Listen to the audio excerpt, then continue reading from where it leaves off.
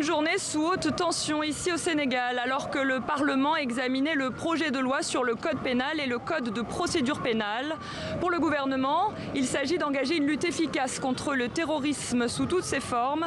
Mais pour l'opposition, c'est un texte liberticide qui vise à neutraliser les voix dissidentes et qui assimilerait l'exercice du droit de manifester au terrorisme. Le M2D, le mouvement pour la défense de la démocratie, interdit de manifester devant l'hémicycle, s'est rabattu sur la place de la Nation où je me trouve actuellement. Il y a quelques heures, plusieurs dizaines de manifestants se sont rassemblés et plusieurs activistes ont été arrêtés. Je vous propose d'écouter des opposants venus manifester contre le projet de loi. Vous ne pouvez pas parler de terrorisme, le coller à des manifestations des gens qui ne sont pas contents dans une partie de la gestion du pays. Et dans ce débordement, s'il y a des pneus qui sont brûlés et tout ça, tu vas accuser les personnes qui ont organisé cette marche que c'est eux, c'est des terroristes ou c'est l'association de malfaiteurs. Mais soyons sérieux. C'est quoi?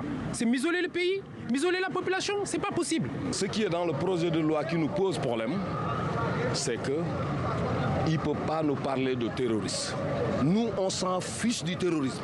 On n'a jamais vu un terroriste dans ce pays. Pourquoi on nous parle de terrorisme? On ne connaît pas qu'est-ce que c'est que le terrorisme. C'est une façon de dire à tout le monde de se taire et de rester chez lui. C'est de la pure dictature. Des députés de l'opposition ont annoncé vouloir saisir le Conseil constitutionnel. Pour rappel, ce texte voit le jour 2 mois après les manifestations qui ont secoué le pays et qui ont fait 13 morts.